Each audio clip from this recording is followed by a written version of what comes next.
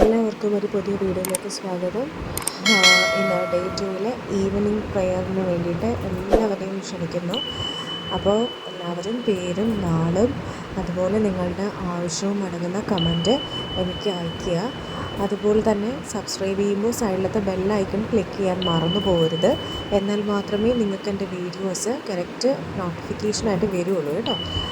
അപ്പോൾ ഇന്ന് വരാഹി അമ്മയുടെ ഞാൻ പറഞ്ഞിട്ടുണ്ടായിരുന്നു 21 ദിവസത്തെ ഒരു പൂജയാണ് ചെയ്യുന്നത്.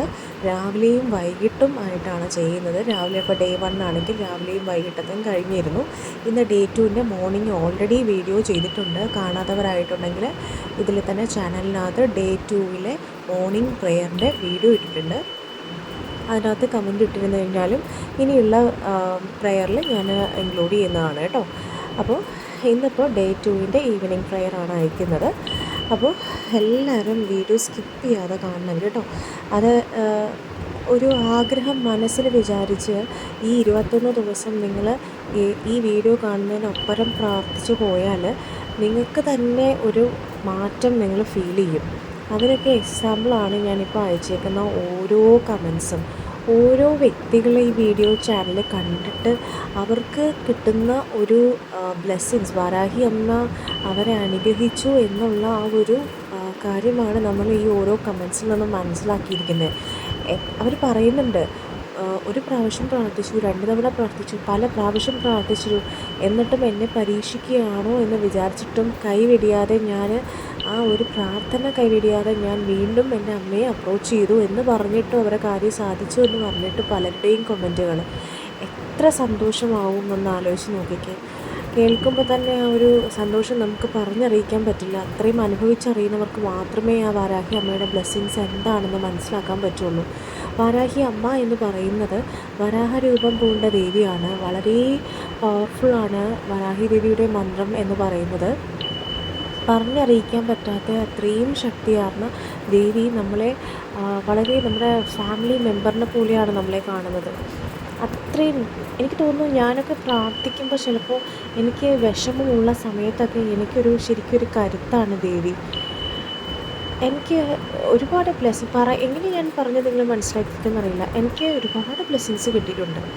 അതുകൊണ്ട് തന്നെയാണ് ഞാൻ എപ്പോഴും എല്ലാ വീഡിയോസിലും പറയുന്നുണ്ട്, അതുകൊണ്ട് തന്നെയാണ് ഞാൻ ഈ ഒരു ചാനൽ ക്രിയേറ്റ് ചെയ്തിട്ട് എല്ലാവർക്കും വരാഹി അമ്മയെ മാക്സിമം ഷെയർ ചെയ്ത് കൊടുക്കുന്നതും അവരോടും ഞാൻ പറയുന്നുണ്ട്, മാക്സിമം നിങ്ങൾക്ക് അറിയാത്ത ആളുകൾക്ക് ഏത് നാട്ടിലായാലും അവർക്ക് ഷെയർ ചെയ്ത് കൊടുക്കൂ, അവർക്കത് ഉപകാരപ്പെട്ടോട്ടെ എന്ന് കരുതിയിട്ട്. ഇനിയും നിങ്ങൾ സബ്സ്ക്രൈബ് ചെയ്യാതെ വാച്ച് ചെയ്യുന്നവരാണെന്നുണ്ടെങ്കിൽ സബ്സ്ക്രൈബ് ചെയ്യുക, സൈഡിലത്തെ ബെല്ലൈക്കൺ ക്ലിക്ക് ചെയ്യാൻ മറക്കരുത്.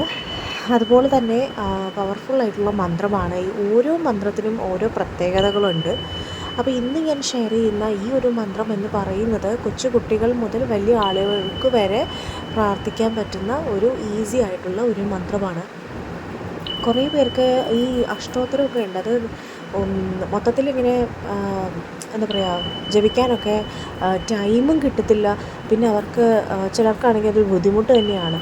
അപ്പോൾ അവർക്കൊക്കെ വേണ്ടിയിട്ടാണ് ഈ സിമ്പിൾ മന്ത്രം ഉള്ളത് ഞാൻ ഷെയർ ചെയ്യുന്നത്. സിമ്പിൾ മന്ത്രമാകുമ്പം എല്ലാവർക്കും ആ ഒരൊറ്റ മന്ത്രം മാത്രം 21 തവണയോ 1008 തവണയോ ആയിട്ട് ജപിക്കാൻ പറ്റും. അതുകൊണ്ട് തന്നെയാണ് ഞാൻ മാക്സിമം ഷോർട്ടായിട്ടുള്ള മന്ത്രം അയക്കുന്നത്. ഷോർട്ടായിട്ടുള്ള മന്ത്രം ജപിച്ചാൽ ദേവിയുടെ ബ്ലെസ്സിങ്സ് കിട്ടില്ല എന്നൊന്നും വിചാരിക്കരുത്. അതിനൊക്കെയുള്ള ഉദാഹരണമാണ് ഈ വീഡിയോയിൽ കാണുന്ന ഓരോ കമൻസും. എൻ്റെ ഈ ചാനലിൻ്റെ ഒരു പ്രത്യേകത എന്ന് പറയുന്നത് വളരെ സിമ്പിളായിട്ടുള്ള മന്ത്രങ്ങളാണ് ഞാൻ ഇതിനകത്ത് ഉൾക്കൊള്ളിച്ചിട്ടുള്ളത്. അതുകൊണ്ട് തന്നെ നിങ്ങൾക്ക് പ്രാർത്ഥിക്കാൻ വളരെ ഈസിയുമാണ്.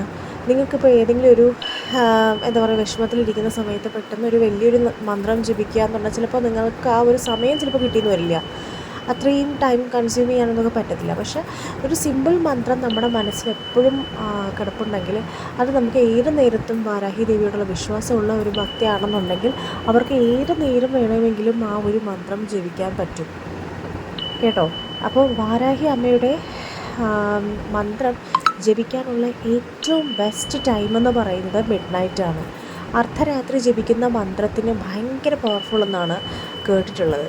അതുകൊണ്ട് തന്നെയും ഞാൻ ഈവനിങ് പ്രെയർ മിക്കവാറും ഞാൻ എല്ലാവർക്കും ഷെയർ ചെയ്ത് കൊടുക്കാറുണ്ട്. കാര്യം എന്ന് വെച്ച് കഴിഞ്ഞാൽ ചിലർക്കൊക്കെ ആണെങ്കിൽ ചിലപ്പോൾ സമയം പറ്റുമായിരിക്കാം. അർദ്ധരാത്രിയൊക്കെ ദേവിയെ ആരാധിക്കുന്ന പലരും ഉണ്ട് അല്ലേ. അപ്പോൾ അവർക്ക് ലൈക്ക് അവർക്കത് ഉപകാരപ്പെട്ടോട്ടെ എന്ന് വിചാരിച്ചിട്ടാണ് ഞാൻ ഷെയർ ചെയ്യുന്നത്. അപ്പോൾ ഞാൻ രാവിലെയും വൈകിട്ടും പ്രാർത്ഥിക്കുന്ന ഒരു വ്യക്തിയാണ്. അപ്പോൾ എനിക്ക് എൻ്റെ സമയം അനുസരിച്ച് ഞാൻ ആ ഒരു സമയത്താണ് ചെയ്യുന്നത്. ഇപ്പോൾ അർദ്ധരാത്രി ചെയ്യാൻ പറ്റാത്തവരാണെന്നുണ്ടെങ്കിൽ നിങ്ങൾക്ക് നിങ്ങളുടെ ടൈം ഏതാണോ സന്ധ്യാസമയമായാലും മതി കേട്ടോ. അപ്പോൾ ആ ഒരു സമയം നിങ്ങൾ കറക്റ്റ് മന്ത്രം ഉരുവിടുക. അപ്പോൾ ലാസ്റ്റത്തെ 2-3 ഞാൻ കാര്യങ്ങൾ പറഞ്ഞിട്ടുണ്ടായിരുന്നു. അതായത് അശുദ്ധമാവുന്ന സമയത്ത് കുറേ പേര് കമൻറ്റ് ചെയ്തിട്ടുണ്ടായിരുന്നു, വാരാഹി അമ്മയുടെ മന്ത്രം ജപിക്കാമോ എന്ന് പറഞ്ഞിട്ട്. ഞാൻ പറയട്ടെ, അശുദ്ധം എന്ന് പറയുന്നത് നമുക്ക് അമ്പലത്തിൽ പോകാൻ പറ്റില്ല, പൂജകളിലൊന്നും ഏർപ്പെടാൻ പറ്റില്ല, അങ്ങനെയുള്ള ഒരൊറ്റ കാര്യമേ ഉള്ളൂ. പക്ഷെ നമുക്ക് എന്താ പറയുക, കൈകാൽ കഴുകി നല്ല ശുദ്ധി വരുത്തിയ ശേഷം നമുക്ക് അമ്മയെ ധ്യാനിക്കാവുന്നതാണ്. അതിനൊന്നും കുഴപ്പമൊന്നുമില്ല കേട്ടോ. അപ്പോൾ ധ്യാനിക്കുക. അതുപോലെ തന്നെ എന്താ പറയുക, ധനസംബന്ധമായ കാര്യങ്ങൾക്ക് ഇതിനകത്ത് ഞാനൊരു ടിപ്സും കൂടെ പറയുന്നുണ്ട്. അതുകൊണ്ടാണ് ഞാൻ പറയുന്നത്, ആദ്യം തന്നെ ഞാൻ പറയുന്നത് അതുകൊണ്ട് വീഡിയോ സ്കിപ്പ് ചെയ്യാതെ കാണുക. നിങ്ങളുടെ വീട്ടിൽ ഓപ്പൺ സ്പേസ്, ലൈക്ക് ലിഡില്ലാത്ത ചെറിയ, അതായത് അടപ്പില്ലാത്ത ചെറിയൊരു എന്താ പറയുക, ചെറിയൊരു ബോട്ടിലോ അല്ലെങ്കിൽ ഓപ്പണിങ് ചെയ്യുന്ന നമ്മുടെ ഈ ടവറാന്ന് പറയില്ലേ, നിങ്ങളുടെ നാട്ടിൽ എന്താ പറയുന്നതെന്ന് എനിക്കറിയത്തില്ല, ചെറിയ കിണ്ണം പോലത്തെ, അങ്ങനെയാണെങ്കിൽ അതിനകത്ത് ഒരു ഒറ്റ അക്കമുള്ള കോയിൻ വയ്ക്കുക. 1 രൂപ കോയിനാണെന്ന് വിചാരിക്കുക. അത് വെച്ചിട്ട് അതിൻ്റെ പുറത്ത് ഒരു കർപ്പൂരവും, പച്ച കർപ്പൂരം വേണമെന്നൊന്നുമില്ല, സാധാരണ കർപ്പൂരം വയ്ക്കാം കേട്ടോ. പിന്നെ ഒരു ഗ്രാമ്പു അത്, പിന്നെ വരുന്നത് ഒരു ഏലക്ക വയ്ക്കുക. ഓക്കെ. പിന്നെ വരുന്നത് എന്താ പറയുക, ഇത് ഇത്രയും മതിയാവും. ഇത്രയും നമ്മൾ വെച്ചിട്ട് അതിന് അടപ്പൊന്നും വേണ്ട കേട്ടോ. ചെറിയൊരു പാത്രം കിട്ടത്തില്ലേ, അടപ്പ് വയ്ക്കാത്ത ചെറിയൊരു പാത്രത്തിനകത്ത് ഈ ഒരു കോയിൻ വെച്ചിട്ട് അതിൻ്റെ പുറത്തായിരിക്കണം ഈ ഗ്രാമ്പുവും ഈ ഏലക്കായും വെക്കേണ്ടത്. ഇത് നിങ്ങൾക്ക് ഓപ്പണായിട്ട് നിങ്ങളുടെ അൽമാരയിലേക്ക് വാർഡ്രോബ് എവിടെയാണെന്ന് വെച്ചാൽ നിങ്ങൾക്ക് അവിടെ വെക്കാം. അതല്ല എങ്കിൽ പൂജാമുറിയിൽ വെക്കാം. എനിക്ക് ഇത് ചെയ്തപ്പോൾ എല്ലാവരും ഇത് വിശ്വസിക്കുമെന്നറിയില്ല, പക്ഷേ എനിക്ക് പേഴ്സണലി ഞാൻ പറയുകയാണ്, എനിക്കിത് ചെയ്തപ്പോൾ എനിക്ക് ഉപകാരപ്പെട്ടു. ഇതെന്തിനായെന്ന് പറഞ്ഞു കഴിഞ്ഞാൽ ധനവരവിന് വേണ്ടിയിട്ടാണ്. ദാരിദ്ര്യം മാറി ധനം വന്ന് ചേരാനാണ് ഈ ഒരു കാര്യം ചെയ്യുന്നത്. ഇത് ചെയ്തിട്ട് നിങ്ങൾക്ക് എങ്ങനെയാണ് ഈ ഒരു അനുഭവം, എന്തനുഭവം നിങ്ങൾക്ക് കിട്ടി എന്നുള്ളത് നിങ്ങൾ കമൻറ്റ് ചെയ്യുക. അപ്പോൾ ഞാൻ പറഞ്ഞു, നിങ്ങളുടെ അൽമാരയിൽ ഇതുപോലെ സൂക്ഷിക്കാം, അതല്ലെങ്കിൽ നിങ്ങൾക്ക് പൂജാമുറിയിൽ തന്നെ ഓപ്പണായിട്ട് സൂക്ഷിക്കാവുന്നതാണ്. അപ്പോൾ ഇങ്ങനെ സൂക്ഷിച്ച് കഴിഞ്ഞാൽ ഉറപ്പായിട്ടും നിങ്ങൾക്ക് അതിൻ്റെ ആ ഒരു ബ്ലെസ്സിങ്സ്, അത് ശരിക്കും ലക്ഷ്മി ദേവി കടാക്ഷിക്കുമെന്നൊക്കെ ഞാൻ കേട്ടിട്ടുണ്ട്. അപ്പോൾ ഇതൊന്ന് ചെയ്ത് നോക്കുക കേട്ടോ. എനിക്കത് ബെനിഫിറ്റ് ഉണ്ടായിരുന്നു. സോ അതുകൊണ്ടാണ് ഞാൻ പറയുന്നത്, മാക്സിമം എല്ലാവരും ചെയ്യാൻ നോക്കുക. ഇത് വേറെ നമുക്ക് വീട്ടിലുള്ള കാര്യങ്ങൾ തന്നെയാണ്. എന്തായാലും നമ്മൾ വിളക്ക് തെളിയിക്കുമ്പോൾ കർപ്പൂരം എന്തായാലും നമ്മൾ യൂസ് ചെയ്യുന്നുണ്ട്. അപ്പോൾ അതുപോലെ ഗ്രാമ്പ്, പിന്നെ ഏലക്ക, കോയിൻസ്, അപ്പോൾ ഇത്രയും കാര്യങ്ങൾ മാത്രമേ ഉള്ളൂ. അപ്പം കോയിൻസ് ഒരുപാട് കോയിനൊന്നും വെക്കേണ്ട, ഒരൊറ്റ കോയിൻ വെച്ചാൽ മതി. ഒറ്റ സംഖ്യയുടെ കോയിൻ, അതായത് 1 രൂപയായാലും മതി. അതങ്ങനെ വയ്ക്കുക. എന്നിട്ട് അതിൻ്റെ പുറത്തായിരിക്കണം കർപ്പൂരവും, ഒരു ഗ്രാമ്പും, ഒരു പൊട്ടാത്ത, അതായത് അതിൽ കേടൊന്നും വരാത്ത പൊട്ടാത്ത എന്താ പറയുക, ഗ്രാമ്പുവും ഏലക്കായുമാണ് വേണ്ടത് കേട്ടോ. അത് പ്രത്യേകം ശ്രദ്ധിച്ചെടുക്കുക. ഇത്രയും കാര്യങ്ങൾ വെച്ച് ഓപ്പണായിട്ട് നമ്മൾ ഒരു അടയ്ക്കാണ്ട് അൽമാരയിലോ അല്ലെങ്കിൽ പൂജാ റൂമിലോ വയ്ക്കുക. അപ്പോൾ എല്ലാവരും അത് ചെയ്യുമെന്ന് എനിക്ക് തോന്നുന്നു. ചെയ്തിട്ട് ഉള്ള ഫലം നിങ്ങൾ കമൻറ്റ് ചെയ്യണം കേട്ടോ. എനിക്ക് പേഴ്സണലി അതെനിക്ക് ഞാൻ പറഞ്ഞു ഗുണം ചെയ്തു, അതുകൊണ്ട് ഞാൻ ഷെയർ ചെയ്തതേ ഉള്ളൂ.